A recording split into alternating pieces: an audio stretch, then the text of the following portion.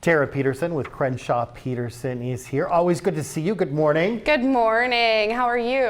I'm good. Good. So you've been here in the past talking about estate plans, and I want to ask you specifically if we have rental property or perhaps cottages. How do those fit into estate plans? Yeah, so we definitely want to make sure we include all of our properties, all of our real property in our estate plan, and we'll deal with them differently depending on what the plan is for the future. So a lot of people as they age have no intention of keeping those cottages.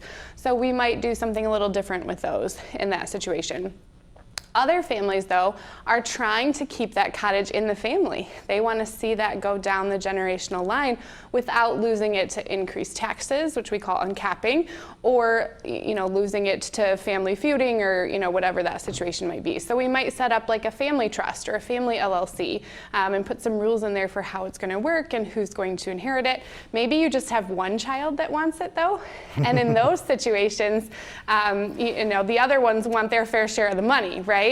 So we can set up different plans for how they're going to inherit that as well. Well, and you want to protect them and then also protect your asset and their future assets too. So, right. When you talk about that and you talk about, excuse me, giving it to or willing it to one of your children, or all of them, what are the things that you have to set up? Like, how does that work? Yeah, so if we're going to give it to one of the children specifically over another, we can set up like a life insurance plan where with the life insurance, they're having the life insurance over the life of mom or dad, and then they're paying the premiums and the cost, and that pays out to them at mom and dad's death, and they use those proceeds to pay off their siblings. So you can do something like that. You can also, depending on the size of the estate, sort of offset it. So that child gets the cottage, the other children are going to get all the other assets.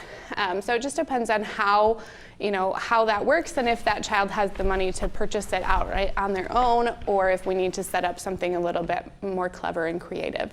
But I got to say, if you have that situation, getting it done is so critical for your children's future and their future relationship with each other. Yes.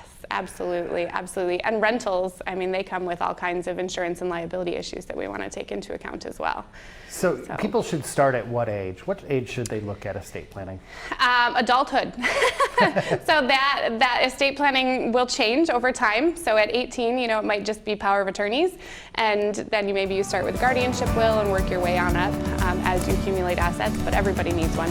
Well, you do that by getting hold of Tara at Crenshaw Peterson Associates. The information is on the screen. Thank you, Tara.